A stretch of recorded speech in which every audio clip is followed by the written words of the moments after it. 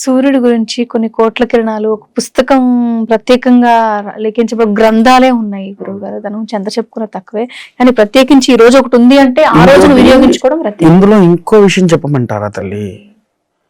ఆ రోజున సూర్య యంత్రం వేసి ఆ సూర్య యంత్రం మీద ఏది ముగ్గులతో సూర్య యంత్రం వేస్తారు బ్రాహ్మణులు. సూర్య యంత్రము వేసి అక్కడ ఆ యంత్రంలో కలుష స్థాపితం చేసి ఇప్పుడు నేను చెప్పిన తీర్థం ఏదైతే ఉందో స్వతహాగా స్వయంగా బ్రాహ్మణుడే అక్కడ తయారు చేస్తాడు. మీ ఇంట్లో రోగాలు ఎక్కువ ఉండే వాళ్ళు ఈ విధంగా ఆచరించండి, అత్యంత శీఘ్ర ఫలితం మీకు కనిపిస్తుంది. ఓకే.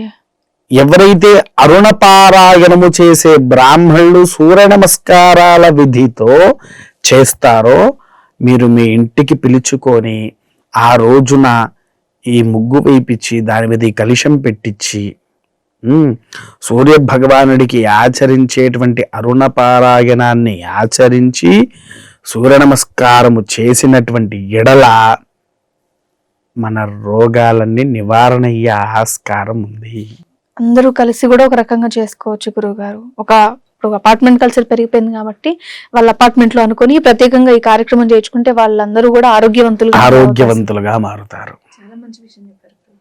ఎందుకంటే అమ్మ సూర్యుడు అనేటువంటి వాడు ప్రతి ఊరికి, గ్రామానికి, రాష్ట్రానికి, దేశానికి, ప్రపంచానికే ఒక వెలుగునిచ్చేవాడు.